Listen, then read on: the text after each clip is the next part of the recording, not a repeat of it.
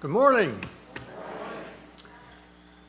We brought Invite, Welcome, Connect online just a little over a year ago, so now would be a good time to assess where we are and where we need to go.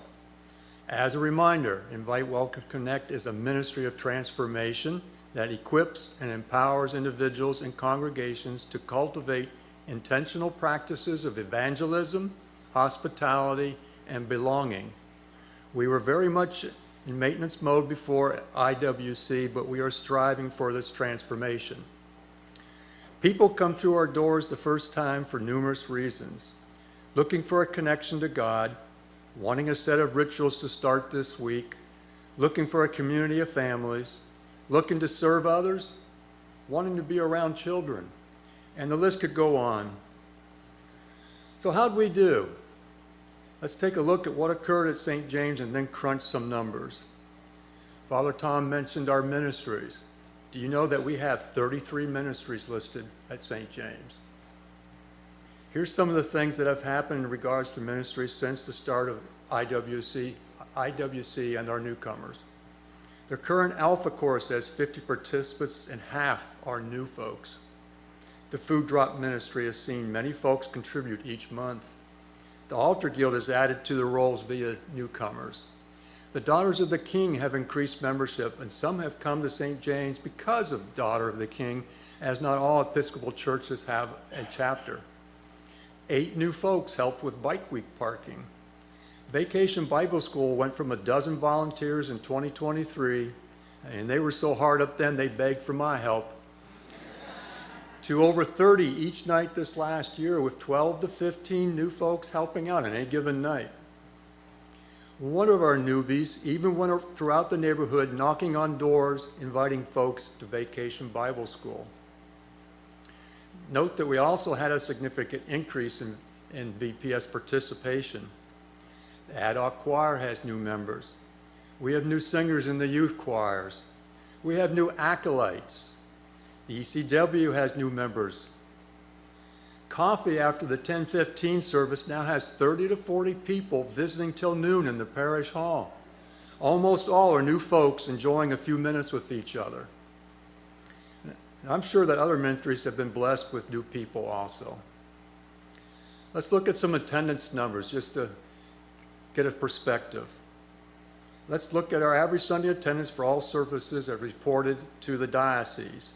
In 2019, pre-COVID, we averaged 195. We'll skip 2020 as COVID just made a mess of that year. 2021, we're trying to come back, we averaged 89. 2022, we averaged 133, still coming back. Through August of 2023, we were averaging 147, but finished the year at 154 because of increased attendance September through December, which just happens to coincide with the start of our IWC mission. To date in 2024, we are averaging 167. Haven't reached that 2019 number of 195 yet, have we? What else have we been doing since 2020 that would affect that? Anybody? Live stream. We've been live streaming the 10:15 and service and some of our special services. Now, we can't equate each view on live stream as a unique individual viewing the service. For example, my wife Marie has gone home after a particular good choir anthem and logged on to listen again. So she was fanny in the seat and gets a view. We also don't know how many folks were watching per view. In some cases, it's probably more than one. But let's pull some numbers out of a hat. Let's guesstimate that 1/3 of the view numbers are 2-person households, 1/3 are single persons, and 1/3 are repeats, which we won't count. Here are some numbers to compare to the 195 pre-COVID attendance, and you'll just have to trust my math. In 2023, we averaged 77 views of our 10:15 service.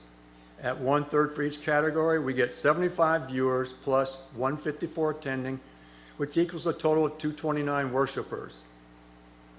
To date in 2024, we're averaging 83 views. At 1/3 for each category, we get 80 views plus the 167 attending, which equals a total of 247. How many of you have stayed home at least once in the last year and live streamed the 10:15 service? Come on, raise a hand. Oh, look at that. Yeah, you fessed up, church in your PJs with a cup of coffee, right? Some of our viewers come from somewhere other than Leesburg, but live stream has influenced our Sunday Fanny in the Seats attendance. So taking into account of live stream and Fanny in the Seats numbers, and we are guessing here, it looks like we are worshiping with more folks than we were in 2019. This suggests that we are now in desired mode of transformation at St. James and how we invite, welcome, and connect our visitors. Okay, our newcomers. Since we started tracking in June of last summer, we have had 100 individuals within 60 households visit our church home. This number does not include children. We don't have numbers to compare to prior to IWC, but I do remember a stewardship discussion about pledging while I was on the vestry about 3 or 4 years ago, where Father Tom estimated we annually lost and gained about 15 pledging units. And that does not necessarily include all who were new to St. James at that time, as not everyone pledges. So it's hard to compare numbers, what we're doing now to back then. An interesting tidbit to consider for future inviting efforts, 18 of those 60 units came in March and April, before and after Easter, by far the most active months for newcomers. How did the newcomers come to attend St. James that first Sunday? Those we got that info from on the card they fill out, 1/3 was personal invite, 1/3 was via the internet, basically our web page, and 1/3 was miscellaneous. Some people walked by, they drove by, they were here years ago and came back, and we actually had a couple saw the newspaper ad, but I guess we still have in the villages. How many have connected with St. James? We took a look at our list and we guesstimate that 34 of those 60 visiting units and 55 of the 100 total are now members of our St. James family. Is 55 to 58% rate of connection a suitable number? The bottom line from all this is that we are sure we have increased the membership at St. James, but maybe we have work to do in keeping more of our guests. Where do we go from here? We need volunteers to sustain our efforts. Chris Laware needs more greeters for both services. It is not a hard task, and Chris provides instruction and support.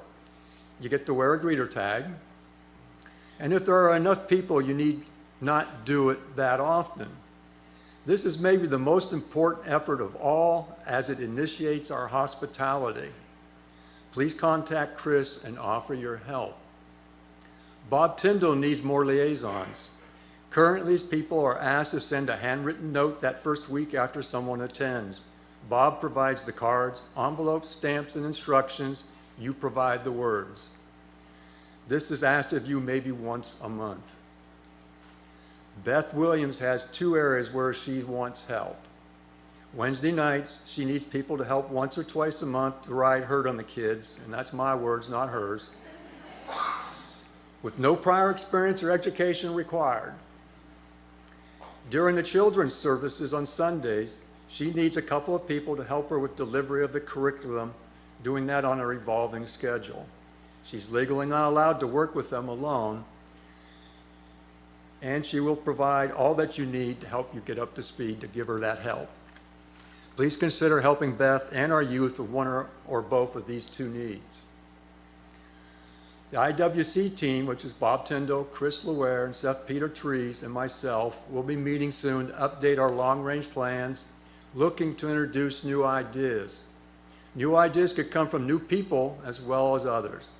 We would very much welcome our newcomers and maybe have a few tell us why they chose St. James.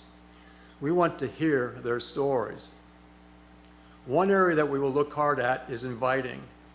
Personal invitations are supposed to be the superior way of getting people through the door, but they only account for 1/3 of our newcomers to date. Anyone interested in helping us improve our IWC mission efforts, please contact me. All we will ask of you at this yet to be determined date for this meeting is to provide your ideas. What else? 1, we could all review the original Invite, Welcome, Connect videos presented last summer to refresh ourselves. They are available on the website. 2, be aware that the most important thing any of you could do each Sunday is recognize that someone sitting near you is new to St. James. It may be obvious in that they have a name tag and or the red bag, but someone may not have the tag or bag and you don't know who they are. We've had many newcomers get by the greeters or a greeter was not present at that time. In any case, introduce yourself. See if they are new. Make them feel like a guest in your own home. Introduce them to others around you. Take them to Father Tom after the service. Get them to stay after the service for coffee and or a visit. IWC distinguishes visitors versus guests. Visitors may come and go. But if we treat them as guests in our home, they will feel welcomed and hopefully stay. You could always, number 3 would be, you always have a few of our IWC business cards in your purse or wallet in case the subject of St. James comes up. Everyone could have the St. James window decal displayed on their cars, and you could all purchase and wear a St. James polo or t-shirt and wear them when you're out and about. In conclusion, we may over time have events for IWC, but understand that IWC is not an event, it is an ongoing ministry for our newcomers. We are striving to build and maintain a culture within St. James where we actively invite people through many means, provide hospitality to make them feel welcomed, and via our liaisons, vestry members, Father Tom and our many ministries, and Bob Tyndall's Connect series, we hope to connect them and keep them as members of St. James. Thank you.